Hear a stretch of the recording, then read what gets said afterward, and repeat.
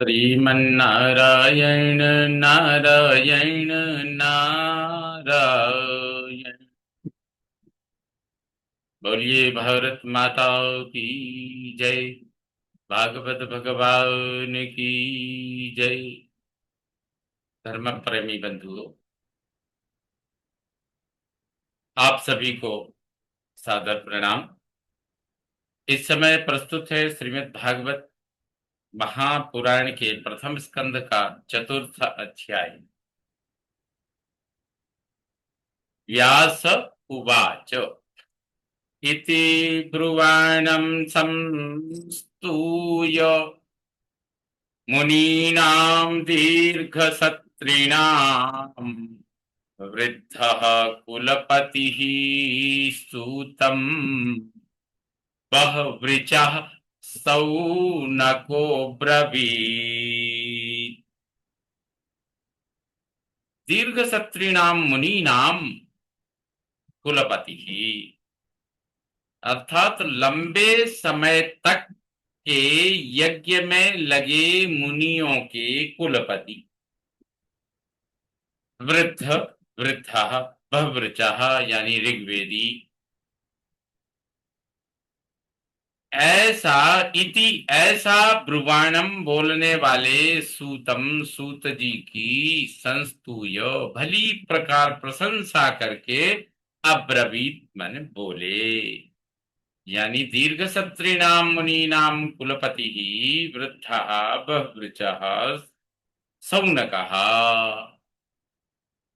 लंबे समय तक यज्ञ में लगे मुनियों के कुलपति जो वृद्ध थे, बड़े थे, ऋग्वेद के ज्ञाता थे, ऐसे शौनक जी की विशेषण यहाँ बताए हैं कि वो मुनियों में श्रेष्ठ हैं, मुनियों में वृद्ध हैं और मुनियों में ऋग्वेद के पारंगत विद्वान हैं। ऐसे शौनक जी ने ऐसा बोलने वाले सूत जी की, जो सूत और सौनक का संवाद चल रहा है, तो इस प्रकार से के सूत जी की अच्छी प्रकार प्रशंसा करके बोले।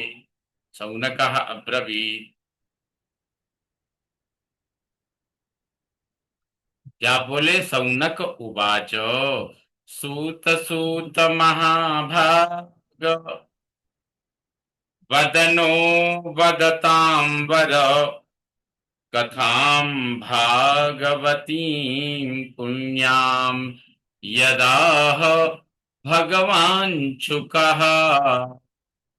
हे महाभाग सूत जी, परम सौभाग्यशाली, वदताम वर, वदताम माने प्रवचन करने वालों में, वर माने श्रेष्ठ। सूत सूत, हे सूत जी, हे सूत जी, यत जो पुण्याम पवित्र भागवतीम, पवित्र भागवत की पुण्याम भागवतीम कथाम, पुण्य पवित्र भागवत की कथा भगवान सुकहा, भगवान सुख जी ने आज जो सुनाई थी, यानी भगवान की कथा जो सुखदेव जी ने भागवत की कथा सुनाई थी, नहा बद, हे सूत जी, वही श्रीमद् भागवत की कथा, वही सप्ताह, भागवत का सप्ताह आज आप हम सबको, हम सौनक आदि 88,000 ऋषियों को सुनाइए। कस्मिन् युगे प्रवृत्तेयम् स्थाने वा केन हेतुना कुतः संचोदितः कृष्णः कृतवान् संहितां मुनिः।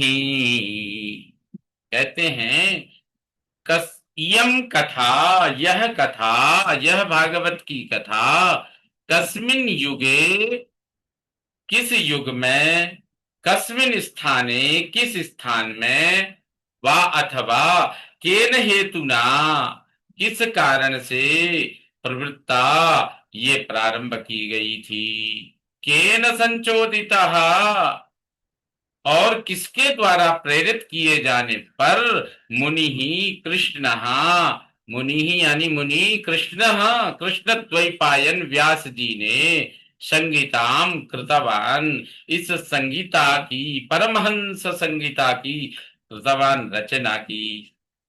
तस्य पुत्रो महायोगी समदृङ् निर्विकल्पकः एकान्तमतिरिन् एकान्तमतिरुन्निद्रो गूढो गूढो मूढ़ इवेयते। तस्य पुत्रः महायोगी ही समदृक् निर्विकल्पकः एकान्तमतिः उन्निद्रः गूढ़ः मूढ़ इव ईयते।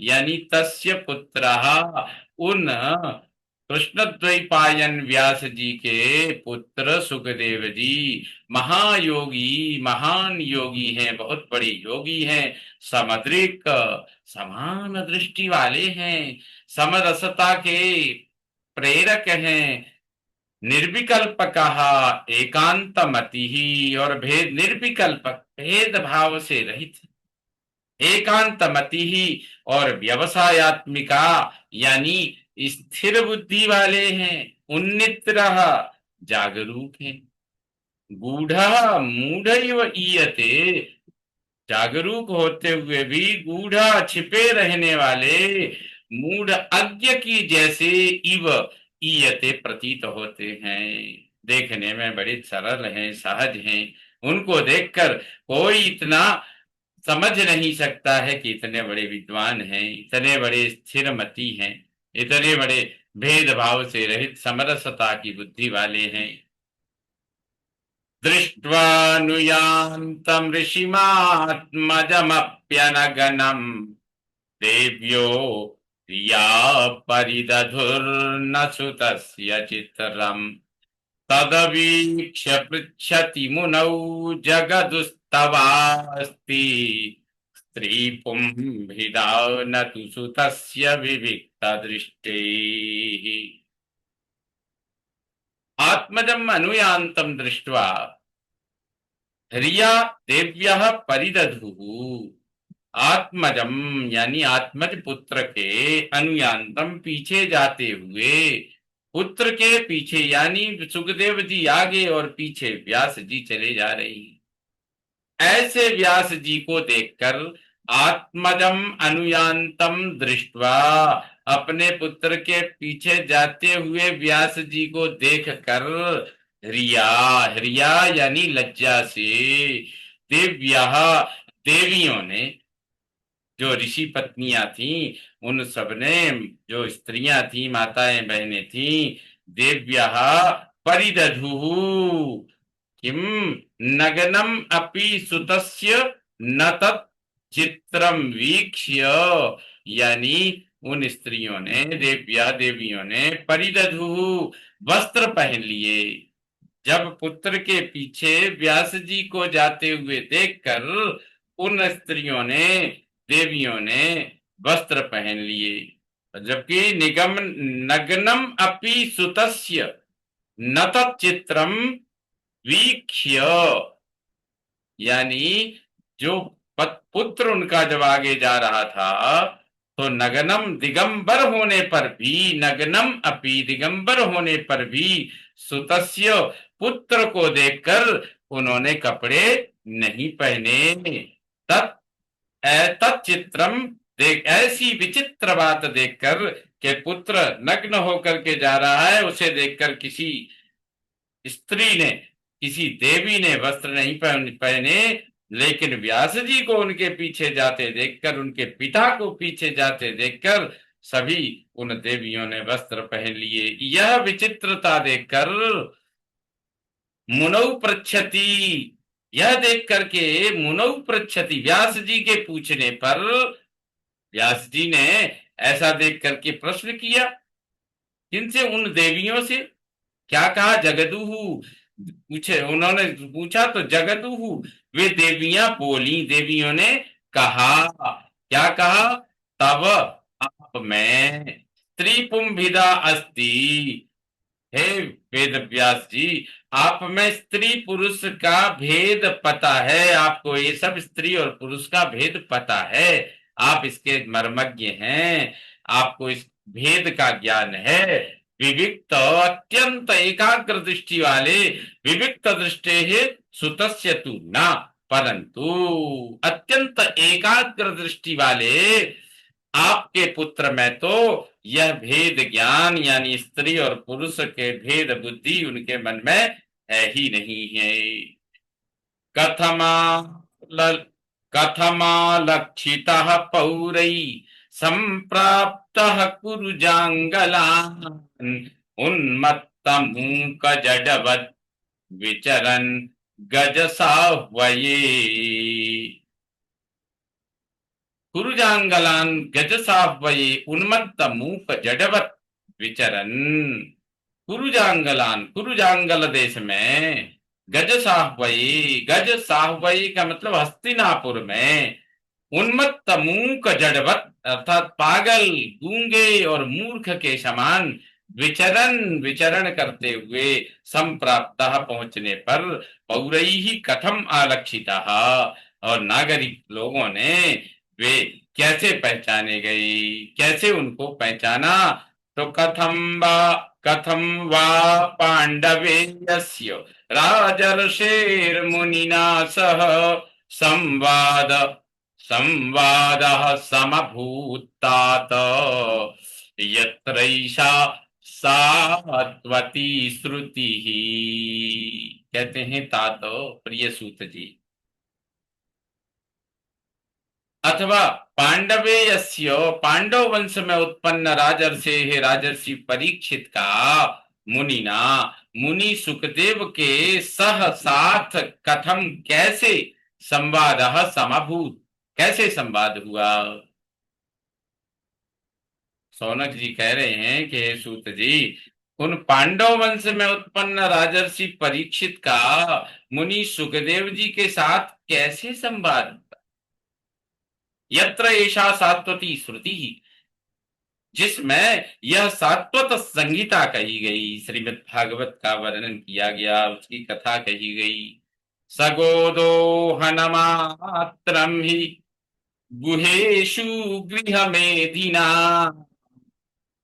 अवेक्षते महाभागस्तीर्थी कुर्वंस्तदाश्रमम्। महाभाग स ही गृहमेधिनाम गृहेषु तत् आश्रमम। कहते हैं हे महाभाग सुखदेव जी, क्योंकि गृहस्थों के घरों में उस आश्रम घर को तीर्थी पवित्र कुर्बन करते हुए गोदोहन मात्रम गाय दुही जाए केवल इतनी देर में, जितनी देर में गोदोहन किया जाए उतनी देर वे अवेक्षते प्रतीक्षा करते रहे। अभिमन्यु सुतम सूतो प्राहुर्भागवतोत्तमम् तस्य जन्म महाश्चर्यम् कर्मणि च गृणीहिनः। हे सूत जी, अभिमन्यु के पुत्र परीक्षित को, परीक्षित जी अभिमन्यु के पुत्र हैं, तो ऐसे अभिमन्यु सुतम भागवतोत्तमम प्राहुहु। कहते हैं हे सूत जी, अभिमन्यु के पुत्र परीक्षित को भगवत भक्तों में उत्तम कहा गया है। तस्य महाश्चर्य जन्म, उनके महान